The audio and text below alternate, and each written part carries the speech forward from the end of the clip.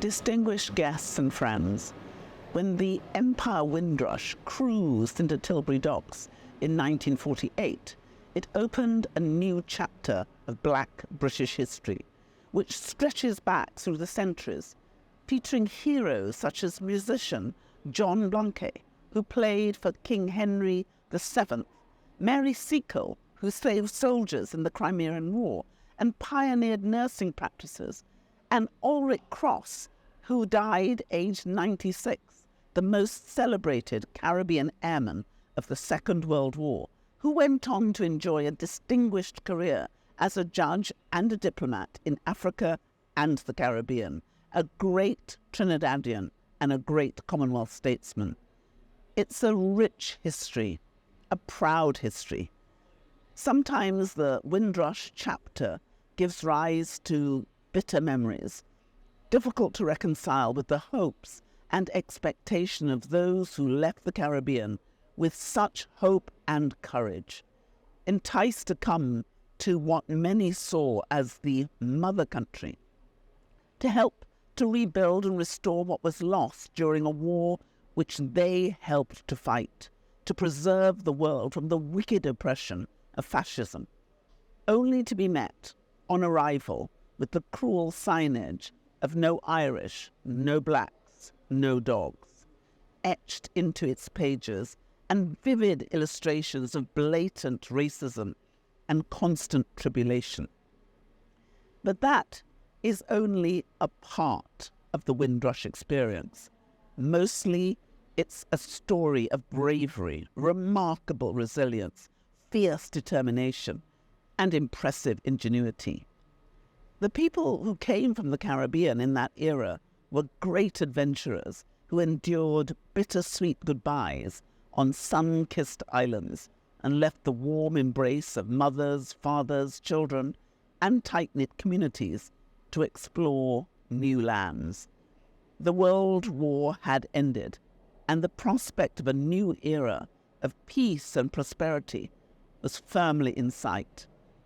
They arrived on British shores with their life savings, their skills, their dreams, and their spirit of innovation, ready to build a better world. They woke up every day with Maya Angelou's mantra, "Still I rise." Remarkably, through their sacrifice, which was often not respected, and they suffered unimaginable abuse and discrimination, they thrived. They prayed. They saved, built and bought houses, educated their children, and in their downtime, they added the style and grace which enriched all those around them, adding to the rich patina of British culture with more than a little Caribbean style. Adversity seemed to spur them on to make invaluable contributions to their communities as teachers, doctors, nurses, entrepreneurs, lawyers, musicians, and politicians. They added an authentic Caribbean flavor to Britain's cultural melting pot. That is why the Windrush story is dear to me. It's much more than the fact that it is my story, that I arrived here with my parents from the island of Dominica in the 1950s and have tasted the pangs of adversity and the sweetness of triumph. What I treasure most is the vibrant diversity it helped to create and the values it promotes.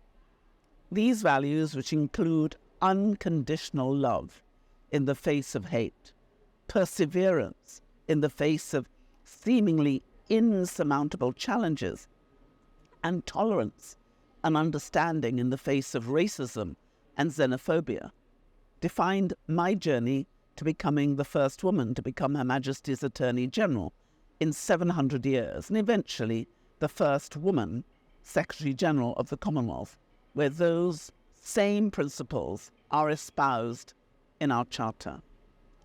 These values are also reflected in my Christian faith and rooted in my belief that we are all God's children, fearfully and wonderfully made, and an expression of his love. Therefore, I hope the memory of the Windrush era will continue to be a catalyst for hope, for peace, cooperation, equality, tolerance, respect, and understanding, and a constant reminder of the resilience of the human spirit.